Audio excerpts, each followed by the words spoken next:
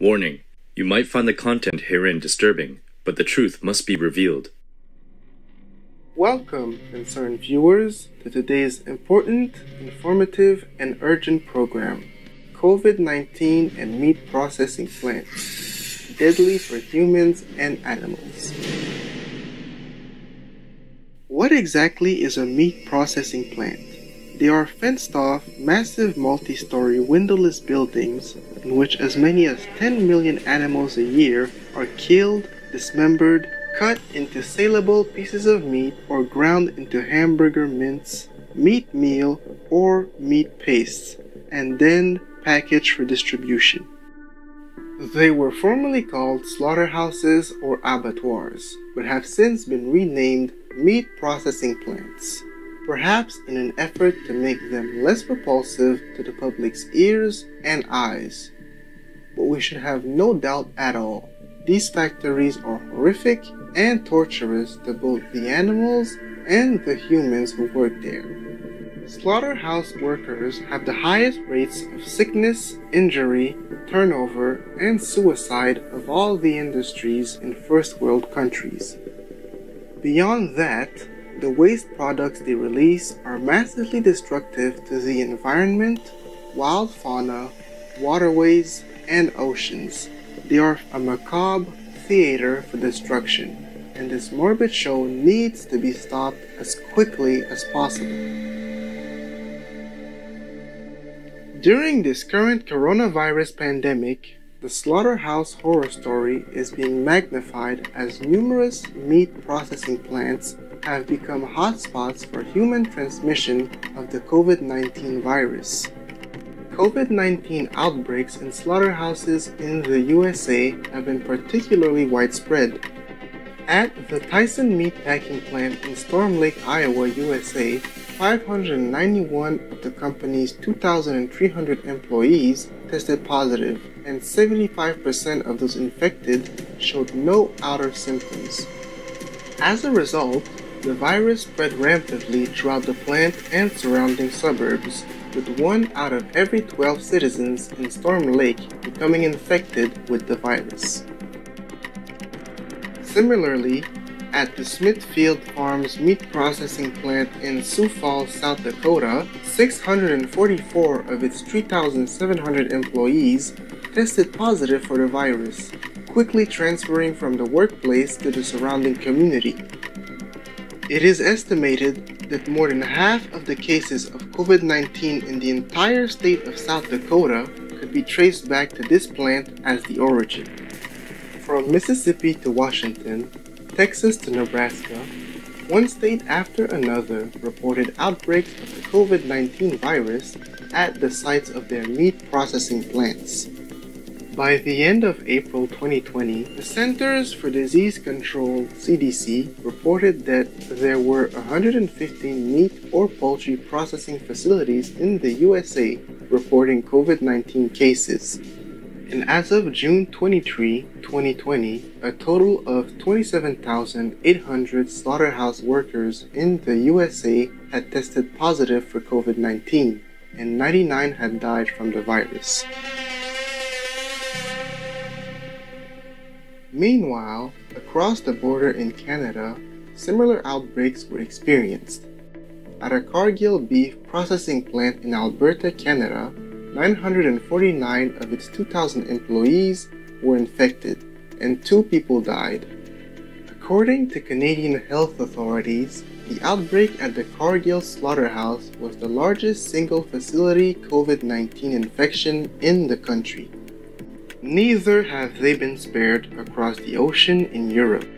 In late June 2020, an outbreak was discovered at the Tönnies meat processing plant in North Rhine-Westphalia, Germany, where 1,500 employees tested positive, and all 6,500 workers were placed on quarantine.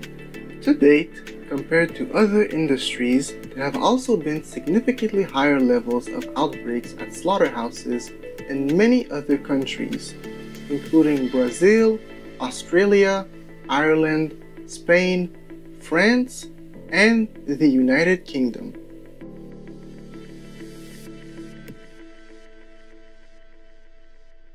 Why is the virus so prevalent at meat processing plants? Many experts have cited the stressful, dangerous working conditions in which employees stand shoulder to shoulder for long hours on the meat assembly line, in highly air-conditioned rooms laden with bacteria, and floors swirling in fecal matter and blood. This creates a highly volatile environment where disease can quickly spread. Added to this is the psychological and emotional stress of the constant killing, and the sounds and smells of death, all of which powerfully depress and inhibit the immune systems of the workers, which is exactly what the virus needs for infection and transmission. With rampant outbreaks at meat processing plants, some experts have suggested that meat may also be a physical vector for the virus to transfer from one human carrier to another. Combined with the terrible conditions described earlier that are ideal for viral transfer, these plants become the perfect storm for propagation. What we need to be fully aware of, however, is that these plants are only at one end of the meat for food production line. It is estimated that 99% of all animals raised for slaughter in countries like the United States of America are bred and kept in confined animal feeding operations, or CAFOs. In these CAFOs, hundreds of thousands, and in some cases, even millions of animals are kept alive indoors for one sole purpose: to die for human food consumption. Dr. Michael Greger is an internationally recognized medical expert on nutrition and infectious diseases, especially those of a zoonotic or animal-based origin. He foretold of such a pandemic in his 2006 book, Bird Flu, a virus of our own hatching. If you want to create catastrophic pandemics, then build factory farms. If you crowd tens of thousands of chronically stressed animals into cramped football field-sized sheds to lie beak to beak or snout to snout on top of their own waste, it's a breeding ground for disease. COVID-19 is only one of many pandemic zoonotic pathogens. Here are some of the other well-known viruses that have spread from animals. Fatal epidemics, pandemics originally transmitted by eating animals. HIV, AIDS, transmitted by chimpanzees. Variant Creutzfeldt-Jakob disease, or mad cow disease, transmitted by cows. H5N1 avian or bird flu, transmitted by chickens, geese.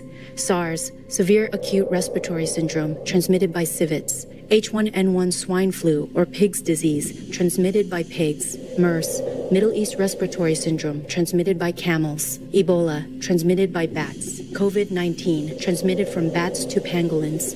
All these diseases are transmitted from animals to humans. Dr. Milton Mills, a critical care physician and National Advisory Board member for the Physicians Committee for Responsible Medicine, or PCRM, stated the following in a June 2020 press conference. To my knowledge, the actual meat itself has not been ruled out as a possible vector, because I don't think these companies are testing their products.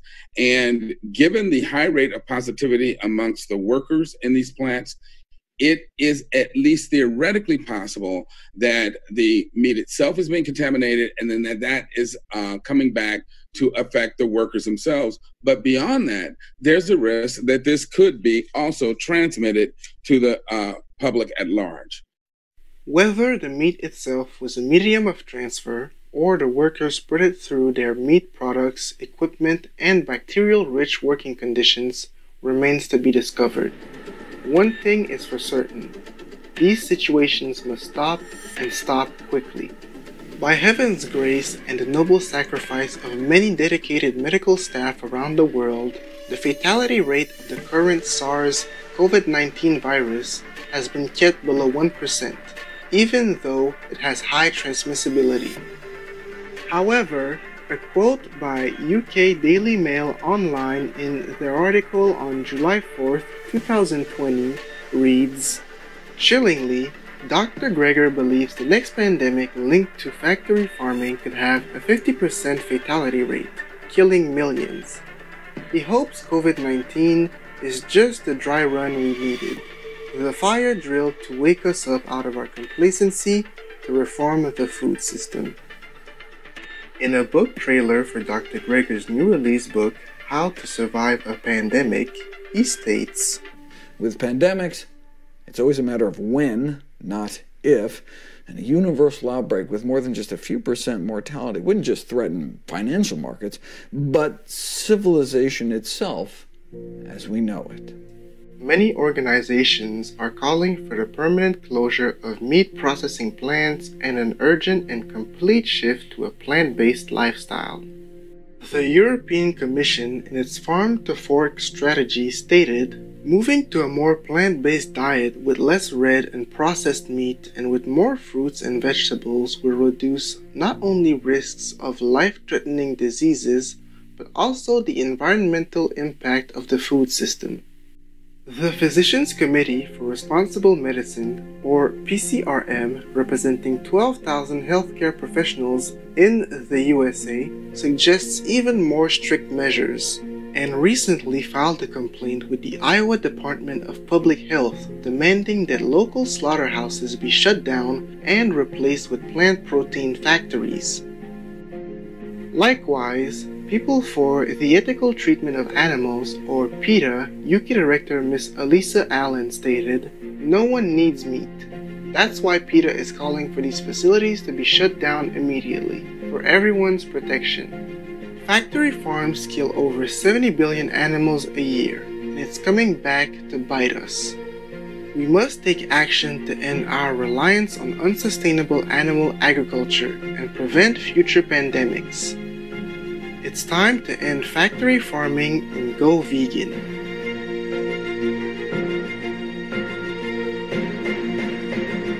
Supreme Master Ching Hai has reminded us that all pandemics and environmental disasters are the consequences from killing billions of innocent and helpless animal co-inhabitants, and recommends a global adoption of the vegan lifestyle.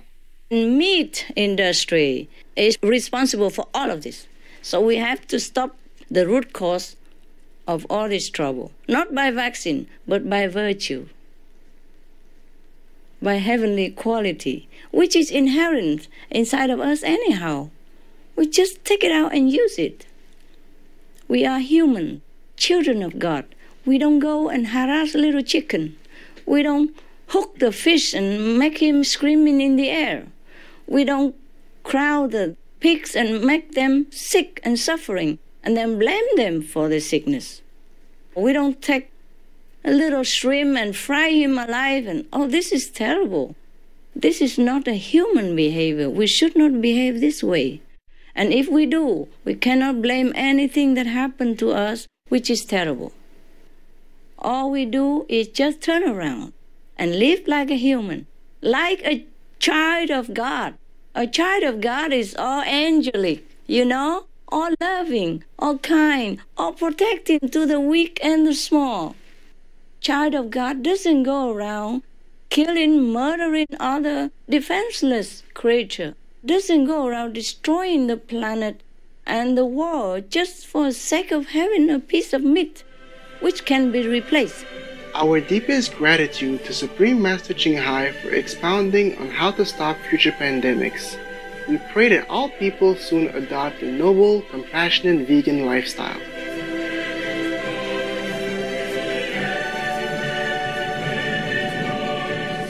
Benevolent viewers, thank you for your company today.